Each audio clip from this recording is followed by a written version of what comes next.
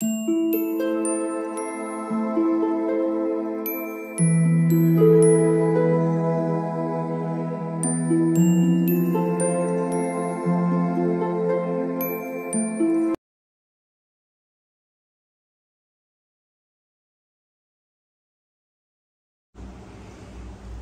All of you, welcome back to my channel. मैं आज आप लोगों के लिए लेकर आ चुकी हूँ एक कलेक्टिव रीडिंग, जिसका टॉपिक रहने वाला है जिनके बारे में आप सोच रहे हैं वह आपको लेकर कैसा महसूस कर रहे हैं, या वह आपके लिए क्या सोच रहे हैं। तो जिसके बारे में भी आप सोच रहे हो व्यूअर्स, वो आपके लिए क्या सोचता है या क्या सोचती हैं, हम ये जानेंगे, या क्या सोच रहे हैं करेंटली। ये रीडिंग जनरल है, कलेक्टिव है। हो सकता है कि आपकी सिचुएशन के साथ एक्यूरेटली रेजोनेट करे, कुछ परसेंट रेजोनेट करे, तो ओपन माइंडेड होकर ये रीडिंग सुनिएगा। ये रीडिंग सभी ज़ोडिएक साइंस के लिए है, हर उम्र के व्यक्ति के लिए है, टाइमलेस है। आप जब भी इस वीडियो को देखेंगे यह आपके साथ तभी रेजोनेट करेगा, फिर चाहे आप इस वीडियो तक कितने भी समय बाद क्यों ना पहुँचे हम। ओके, चलिए देखते हैं कि जिनके बारे में आप सोच रहे हैं वह आपके लिए क्या सोच रहे हैं। थोड़ा सा पॉजिटिव रहिएगा, और जिस पर्सन के लिए भी ये रीडिंग देख रहे हैं थोड़ा उनके बारे में सोचिएगा। ओके, चलिए। So we have 3 of pentacles. Okay, yes, okay, yes, okay, okay, okay. तो जिनके बारे में आप सोच रहे हैं वह आपके लिए क्या सोच रहे हैं। Well, there is something fishy. Let me tell you what. बताते हैं। देखिए व्यूअर्स, सबसे पहले यहाँ जो चीज़ मुझे नज़र आ रही है वो ये है कि इस सिचुएशन में पहले मैं कुछ चीज़ें क्लियर करूँ कि जिस पर्सन के लिए आप ये रीडिंग देख रहे हैं, इस पर्सन ने आपसे झूठ बोला है, चीट किया है आपके साथ। और ऐसी ही कुछ एनर्जी मुझे एक नेक्स्ट एक्शन वाली रीडिंग मैंने की थी, अगला स्टेप, अगला कदम क्या होगा, वो अभी की थी मैंने शाम के समय, और तब भी मुझे इस टाइप की ही एनर्जी मिली थी। और अभी भी मुझे इसी टाइप की एनर्जी यहाँ पर चैनल हो रही है कि किसी ने तो यहाँ पर चीटिंग की है आप या आपके पर्सन पर। आपके पर्सन के लिए हम ये देख रहे हैं तो हम उनके ऊपर ज़्यादा फोकस करके चलेंगे कि ऐसा लगता है कि जैसे आपके पर्सन ने आपको चीट किया। अब वो किस तरह की चीटिंग थी, छोटे लेवल पर, बड़े लेवल पर, कहीं ना कहीं छोटी मोटी बातों को यहाँ वहाँ छुपाना, झूठ बोलना या ट्विस्ट करना, या किसी बड़े लेवल पर यानी कि किसी और को एंटरटेन करना, या किसी और के साथ डेट करना, या किसी और ऑप्शन को ओपन रखना अपने लिए, दैट इज़ ऑल्सो चीटिंग। यहाँ पर ऐसा भी हो सकता है कुछ ऐसी इंपॉर्टेंट इन्फॉर्मेशन जो आप जानना डिजर्व करते थे, फिर भी वो इन्फॉर्मेशन आपसे हाइड करना। ओके, वो इन्फॉर्मेशन आपसे हाइड करने की कोशिश करना और फैक्ट्स को मैनिपुलेट करना, झूठ बोलना। तो मुझे लगता है ऐसा कुछ अगर हुआ है इस सिचुएशन में आपके साथ, या आपको ऐसा कुछ पता चला है, या आपको ऐसा कुछ डाउट है, पर मुझे लगता है यहाँ इस इंसान ने आपको धोखा दिया है। और अगर आपको पता नहीं चला है अभी तक, सिर्फ डाउट है, तो बहुत जल्दी आपको आपके सवालों के जवाब मिल जाएंगे, आंसर्स मिल जाएंगे, बिकॉज दिस पर्सन हैव लाइड, और कुछ तो यहाँ पर मिस्टेक इनसे हुई है, दिख रहा है। 7 ऑफ सोर्ड्स का कार्ड क्लियरली यहाँ पर है। इन्होंने छुप छुपा के भी कुछ किया हो सकता है, जैसे आपके पीठ पीछे कुछ किया हो, and you are not aware about it, but you deserve to know. आप जानना डिजर्व करते हो, लेकिन नहीं पता है आपको, ऐसी कोई चीजें हो सकती हैं। तो जिनके बारे में आप सोच रहे हैं, इन्होंने कुछ तो अगड़म बगड़म किया है। अब जरूरी नहीं है कि सबके लिए एक ही जैसी चीटिंग है, अलग अलग चीजों को लेकर भी हो सकता है। ये जरूरी नहीं है किसी पर्सन को लेकर ही हो। मुझे यहाँ पर ऐसा लग रहा है कि जिनके बारे में आप सोच रहे हो वो करेंटली काफी ज्यादा स्टक फील कर रहे हैं। उनकी जो भी करंट सिचुएशन है, in that situation this person is not free and fine. ये तो ऐसा लगता है कि जैसे फंस गए, इनके दिमाग में ऐसा इल्यूजन हो गया है, ऐसी इनकी विचारधारा हो गई है अब या इन दिनों, कि इनको अब कोई डिसीजन लेने का समझ में नहीं आ रहा। डिसीजन तो चलो बड़ी चीज हो गई, ये कोई छोटा मोटा एक्शन भी इजीली नहीं ले पा रहे हैं। इतना ज्यादा कंफ्यूजन भी है इनके दिमाग में, और ये स्टक है। ये एक सिचुएशन से ना तो बाहर आ पा रहे हैं पूरी तरह, ना स्टेप बैक कर सकते, लेकिन रिवर्स तो कर नहीं सकते। जो गलती कर दी उसे रिवर्स नहीं कर सकते, और जो हो चुकी है उसके आगे नहीं बाहर आ पा रहे। एक गिल्ट है, एक स्टक एनर्जी है, एक ब्लॉकेज यहाँ पर है, एक बर्डन है, ऐसा कह सकते हैं। So this person is not feeling free and fine. ऐसा लगता है मुझे कि जैसे बार बार मुझे यही चैनल हो रहा है, this person is not free and fine. तो अभी ठीक नहीं है ये। करंटली मुझे ऐसा भी लगता है कि जैसे कोई एक्शन लेने के बारे में सोचते भी हैं या कुछ समझना चाहते हैं, कुछ क्लैरिटी, कुछ अंडरस्टैंडिंग मेंटेन करना चाहते हैं आपके साथ, तो भी इनको समझ में नहीं आता कि क्या करें। ऐसा लगता है जैसे इनके दिमाग में हर चीज़ के लिए ना दो रास्ते हैं, इनके लिए हमेशा दो तरीके, ऑप्शंस हैं।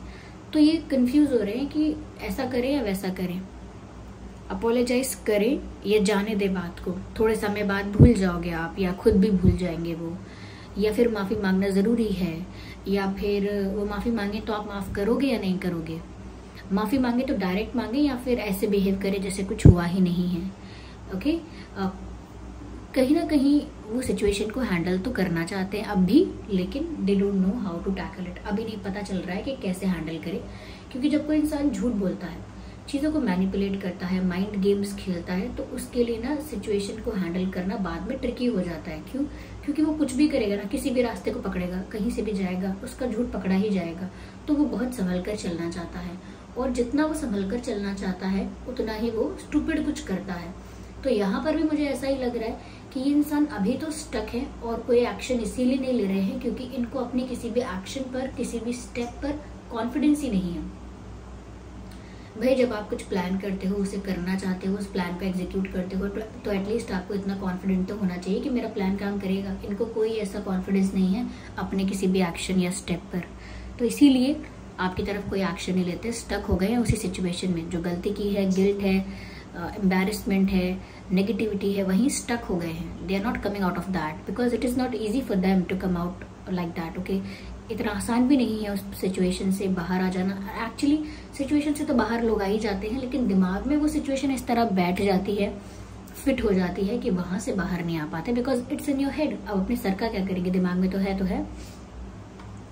तो इस तरह से स्टक भी लग रहे हैं, और मुझे ऐसा लग रहा है कि कहीं ना कहीं इनकी लाइफ में अब अफेक्शन की कमी है, या मैं कहूँ केयर की कमी है, केयर की कमी है, एम्पैथी की कमी है। कहीं ना कहीं ऐसा सोच रहे हैं कि इनके लिए इमोशनल सपोर्ट कहीं गायब ही हो गया, because they need emotional support in this situation. They want emotional support, कहीं ना कहीं चाहते हैं कि इनका कोई सपोर्ट हो, कोई इनको एम्पैथी इनके लिए शो करे, या इनको समझे इनको भी, और इनको भी थोड़ा अफेक्शन शो करे, केयर शो करे। तो वो मैं इनकी लाइफ से चीज़ें गायब होती हुई देख रही हूँ। जैसे कहीं पर कभी कोई नदी थी, लेकिन जैसे वो नदी सूख गई तो वहाँ रेत दिखती है, सैंड दिखता है, या सूखी मिट्टी दिखती है। ऐसा ही मुझे ऐसा लग रहा है कि एक बैरन लैंड जैसा कुछ है यहाँ पे, जिसमें कोई हरियाली नहीं है, कोई खुशी नहीं है, कहीं ना कहीं प्यार की कमी है, केयर की कमी है, नरिशमेंट की कमी है। तो जो नर्चर रिश्तों को किया जाता है वो इमोशंस से किया जाता है, भाव से किया जाता है, और वो उनकी लाइफ में बहुत लैक कर रहा है इस वक्त। जब इंसान की लाइफ में इमोशनल नरिशमेंट या इमोशनल कोई स्टेबिलिटी या इमोशनल सपोर्ट नहीं होता है, तो वो ऐसे ही स्टक भी होता है, और स्टक होने के बाद भी अगर कोई डिसीजन लेता है तो वो डिसीजन इतना भी फ्रूटफुल नहीं होता है। मुझे ऐसा लगता है बहुत पैशनेटली ये आपसे बात करना चाहते हैं, क्योंकि इनको ऐसा भी लगने लगता है कि ये आपसे बात करेंगे ना तो सब कुछ सॉर्ट आउट कर देंगे, सब कुछ क्लियर कर देंगे, सब कुछ आपका डाउट क्लियर करके सब कुछ रिजॉल्व कर देंगे, सब कुछ ठीक कर देंगे। They can fix it, they think like that. तो मुझे ऐसा लग रहा है कि जिनके बारे में भी आप सोच रहे हैं, ये व्यक्ति आपसे बात भी करना चाहता है, but again there is lack of confidence. दिमाग में बहुत सारी बातें हैं, ये बोलूंगा, ये बोलूंगी, ऐसा भी बोलूंगा, ये भी समझाऊंगा, बताऊंगी कि मेरी कंडीशन क्या थी, या मैं ये बताऊंगा कि मेरा इंटेंशन अच्छा था, सिर्फ गलती हुई लेकिन मेरा इंटेंशन अच्छा। कई लोग ऐसा करते हैं ना कि I did a mistake but my intention wasn't wrong. तो क्या करें अब इंटेंशन का क्या करें। तो कहीं ना कहीं बहुत सारे तरीकों से उनको पता है कि वो आपसे बहुत सारी बातें कहेंगे या कहना चाहते हैं, लेकिन इट इज़ जस्ट दैट कि हो सकता है उनको अपॉर्चुनिटी नहीं मिल रही है, कोई चांस नहीं मिल रहा है, राइट टाइमिंग नहीं है, उनको लगता है ये सही समय नहीं है, दे शुड वेट। और जिस स्टक एनर्जी में है उसमें शायद अभी भी वो इतना स्टक है कि वो सिर्फ ख्याली पुलाव बना रहे हैं कि ये बोलना है, वो बोलना है, ये बोलना है। जैसे हम एग्जाम्स के लिए वाइवा के लिए करते हैं, कि ये आंसर देंगे, वो पूछेंगे तो ये बोलेंगे, वो बोलेंगे। जब कोई पूछता है वाइवा में क्वेश्चन तो सब कुछ दिमाग से डिसअपेयर हो जाता है।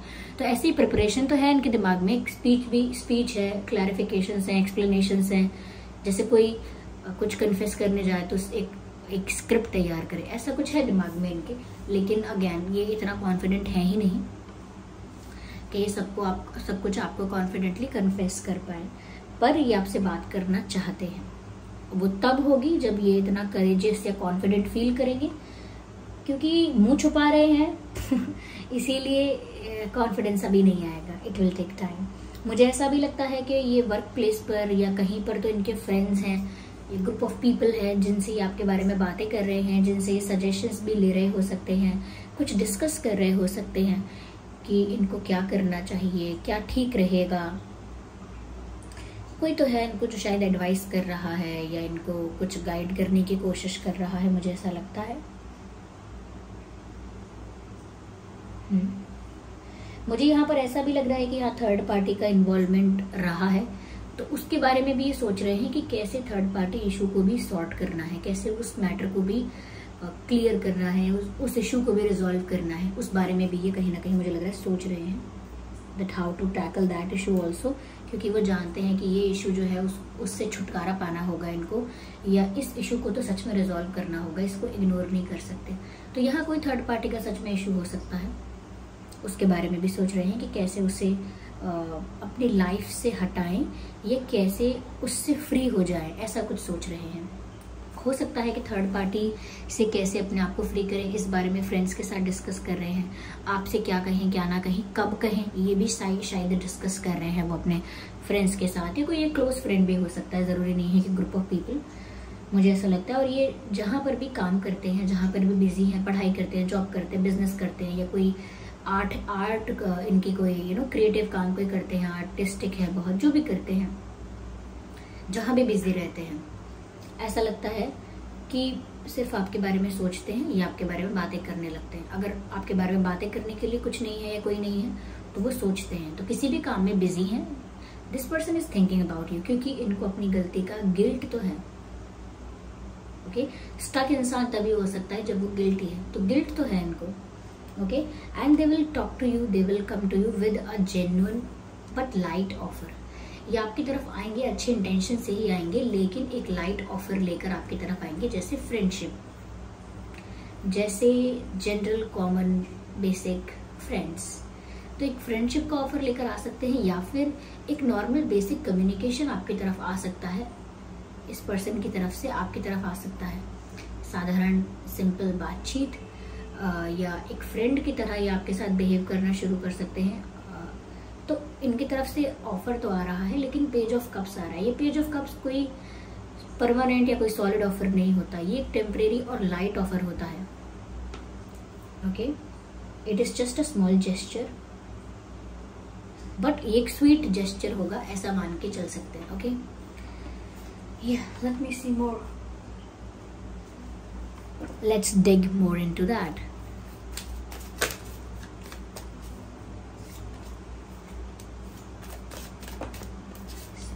मैंने बोला कि एक फ्रेंडली जेस्चर कुछ कर सकते हैं, और देखिए फ्रेंडलीनेस का कार्ड आ भी गया। They will behave like a friend with you.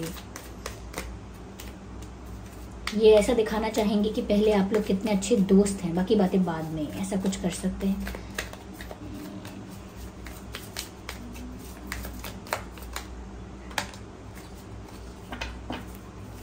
Let's take one more card.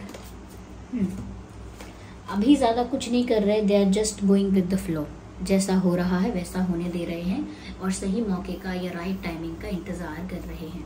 क्योंकि यहाँ मैसेज भी यही है, you can see in this picture. यहाँ पर जैसे कोई वाटर बॉडी है और कोई यहाँ पर स्विम कर रहा है, लेकिन स्विम नहीं कर रहा, जिस दिशा में पानी ले जा रहा है, उनको बहाव ले जा रहा है, उस दिशा में ही जा रहे हैं। They are just going with the flow, not doing anything extra. तो जब तक चीज़ें फेवर में होती नहीं है तब तक इंसान को go with the flow he follow करना चाहिए, वही वो कर रहे हैं।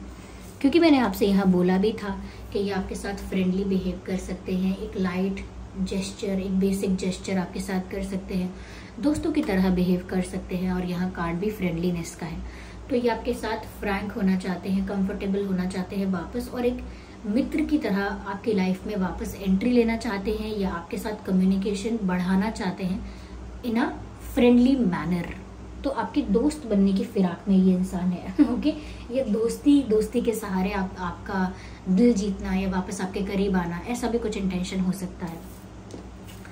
ये चाहते हैं कि ऐसा सोचते हैं कि ऐसा क्या करें या ऐसा कौन सा स्टेप या एक्शन लें कि जिसकी वजह से आप भूल जाओ। सिर्फ भूलो नहीं, लेट गो कर दो जो भी इनसे मिस्टेक हुई है। तो यहाँ पर लेट गो का कार्ड भी अलग से आया है।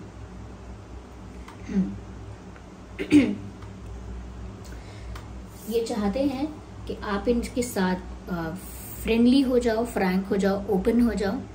जैसे यहाँ पर ये दो अलग अलग कलर्स के ट्रीज हैं, लेकिन साथ में मिलकर एक अच्छा बॉन्ड बना रहे हैं, एक अच्छा कलर निकल कर आ रहा है, अच्छा आउटकम है ये। तो ये भी ये चाहते हैं कि आप दोनों की दोस्ती इतनी घनिष्ठ, इतनी स्ट्रांग हो जाए, इतनी इंटेंस हो जाए कि जो पुरानी बातें हैं उनको आप आसानी से लेट गो कर दो और इनको फॉरगिव भी कर दो और इनके एक अच्छे मित्र की तरह इन्हें समझो। या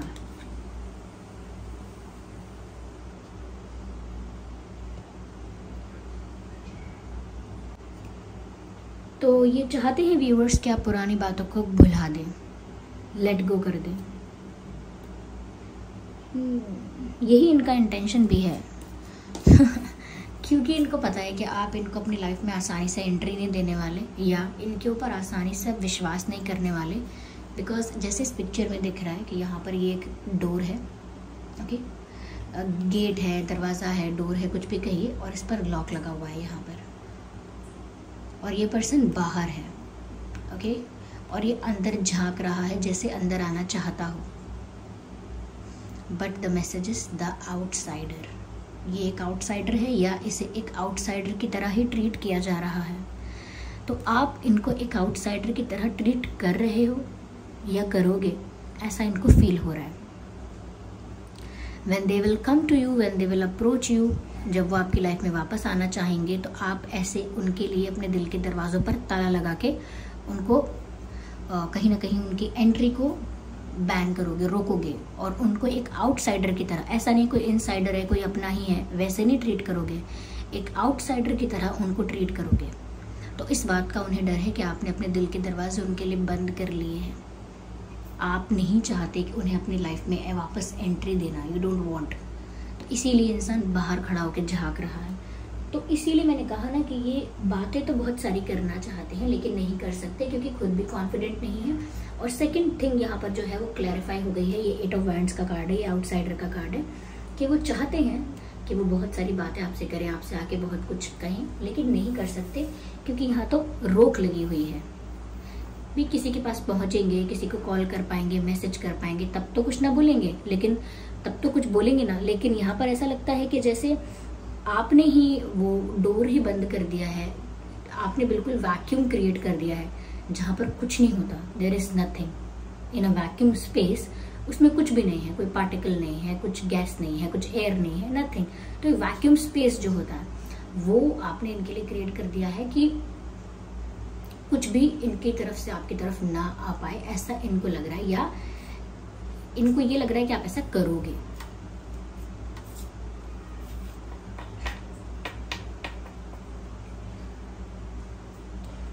कहीं ना कहीं मुझे व्यूअर्स ऐसा लगता है कि आप दोनों इस वक्त जिस स्टेट ऑफ माइंड में हो वो काफी अपोजिट है। लाइक जिस तरह से आप चीज़ों की वैल्यूज को, यानी कि वैल्यू सिस्टम को इम्पोर्टेंस देते हैं, चीज़ों को वैल्यू करते हैं, एथिकल वे को चुनते हैं, एक प्रिंसिपल्स पर चलने वाले इंसान है, यानी कि आपके लिए वैल्यू सिस्टम इम्पोर्टेंट है, वैल्यूज मॉरल्स इम्पोर्टेंट हैं, सिद्धांत इम्पोर्टेंट है, यानी प्रिंसिपल्स इम्पोर्टेंट है लाइफ में। कुछ गलत नहीं करना चाहते, कुछ चीप नहीं करना चाहते, जो भी करना चाहते हैं बहुत ग्रेस के साथ, रिस्पेक्ट के साथ करना चाहते हैं। वही मुझे लग रहा है ये भी यही चाहते हैं, बट ये दिल को कम यूज करके दिमाग को ज्यादा यूज कर रहे हैं। मुझे लगता है कि आप दिल को यूज करने वाले हो इस वक्त, और ये इंसान इस वक्त भी दिमाग चला रहा है कि दिमाग से कैसे ये क्या करे। इसीलिए अब तक स्टक है क्योंकि दिमाग चला रहे हैं, दिमाग में कोई सोल्यूशन ढूंढ रहे हैं। लॉजिक लगाकर कोई सोल्यूशन निकालना चाहते हैं, जबकि वो चीज़ें काम नहीं आएंगी। तो बिल्कुल एक दूसरे के अपोजिट माइंडसेट या एनर्जी इस समय मुझे लग रही है। यहाँ पर मैं कोई और मैसेज भी दे सकती थी इस कार्ड को देखकर, because I can see the sign, लेकिन फिर भी वो बात यहाँ पर अभी नहीं है, because it is the clarification card and I have to understand this also, I have to keep that in mind कि यहाँ पर इट्स अपोजिट, एक दिमाग से चल रहा है, एक दिल से चल रहा है, और दोनों चाह दोनों रहे हैं कि कुछ सोल्यूशन निकले, लेकिन एक दिमाग से चाहता है, एक दिल से चाहता है। That's why it's not working that way. या तो जिनके बारे में आप सोच रहे हैं वो इंसान ऐसा सोचते हैं, ये सोच रहे हैं आपके लिए। लेट्स सी कि वो और क्या क्या आपसे बोलना चाहते हैं, क्योंकि हमने यहाँ पर देखा कि वो बहुत सारी बातें आपसे कहना चाहते हैं। तो लेट्स सी कि वो क्या क्या बातें हैं जो ये इंसान आपसे कहना चाहता है। I wish you were next to me, काश आप मेरे पास में ही होते, मेरे बगल में ही, मेरे पास में ही होते, ऐसा बोल रहे हैं। Let's see what else we have. Are you chasing money, तो यहाँ पर मनी बीच में कैसे आया है ये बताइए, क्योंकि मुझे ऐसा लगता है यहाँ पर कि शायद मेटेरियलिस्टिक चीज़ों में ज़्यादा अटैच है ये पर्सन, या इनको ऐसा लगता है कि आप भी मेटेरियलिस्टिक चीज़ों से इन्फ्लुएंस होते हो, या कहीं ना कहीं आपको भी फ़र्क पड़ता है इन चीज़ों से। So they are just asking normally और कैजुअली कि क्या आप भी, मनी आपके लिए बहुत मैटर करता है क्या, ऐसा कुछ पूछना चाह रहे हैं वो। Again we have the red card, the timing was not right for us. तो अब वो किसी को ब्लेम ना करके, किसी भी चीज़ के ऊपर ब्लेम ना डाल के समय पर दोष दे रहे हैं। मनुष्य यही करेगा, हम सब यही करते हैं, समय को दोष देते हैं। हाँ, लेकिन हाँ, समय का ही दोष है, या किस्मत ऐसी होती है उस टाइम, या हमारे डिसीजंस भी कभी कभी स्टूपिड होते हैं। तो ये कह रहे हैं the timing was not right for us, तो कह रहे हैं हम दोनों के लिए वो समय ही ठीक नहीं था, इसीलिए सब चीज़ें बिगड़ गई, इसीलिए सब कुछ आउट ऑफ कंट्रोल हो गया, या सब कुछ मिसमैनेज्ड हो गया, क्योंकि वो समय ही ठीक नहीं था। So now they are saying the timing was not right for us, हम दोनों के लिए ही वो समय लाभकारी नहीं था। जैसे हम कहते हैं ना, ये काम इस मुहूर्त में करो, इस दिन करो, शुभ दिन, शुभ मुहूर्त, तो वो इसीलिए कहते हैं ताकि हम ध्यान रखें कि अच्छा काम कर रहे हैं, तो उस समय अच्छा हो। ओके, या so everything has a meaning behind every stuff or every action. Your kindness heals me. So this still feels and things and things कि आप अभी भी बहुत काइंड हैं, और आपकी काइंडनेस जो है उससे उनकी बहुत हीलिंग होती है, या आपकी काइंडनेस उन्हें बहुत हील करती है। यानी आप व्यूअर्स जितना सिंपैथी शो करते हैं आपके अंदर, जितनी एम्पैथी है लोगों के लिए, जितने काइंड हैं, जितनी नर्चरिंग है, केयरिंग है, वो चीज़ें सोच कर अभी भी ये अपने आप को सुकून देते हैं। क्योंकि मैंने कहा ना, इनकी लाइफ में वो एम्पैथी, वो केयर, वो कंपैशन, वो अफेक्शन, वो सब कुछ कम हो गया है। तो वो जब भी ऐसा फील करते हैं कि उनकी लाइफ में वो नरिशमेंट या वो नर्चरिंग एनर्जी नहीं है, तो वो आपके बारे में सोचते हैं, और सोचते हैं कि वही एनर्जी, वही आपकी जो काइंडनेस है, वो उनको हील करती है, उनको सुकून देती है, उनको रिलैक्स करती है। या right, so this was the reading. I hope ये रीडिंग आपके लिए हेल्पफुल और रिलेटेबल रही है। अगर इस रीडिंग ने आपको थोड़ा भी गाइड किया है ना, आप कमेंट करके बताइए कि कितना गाइड किया है, और थोड़ा भी गाइड किया है तो वीडियो को लाइक करना बिल्कुल मत भूलिएगा, that is also very important. और कमेंट करके बताइए कितने % ये रीडिंग आपकी सिचुएशन से रेजोनेट करती है, और कौन सा पार्ट रेजोनेट करता है, कौन सा मैसेज एग्जैक्टली एक्यूरेट है आपके लिए। और सब्सक्राइब ज़रूर करें अगर आप नए हैं तो।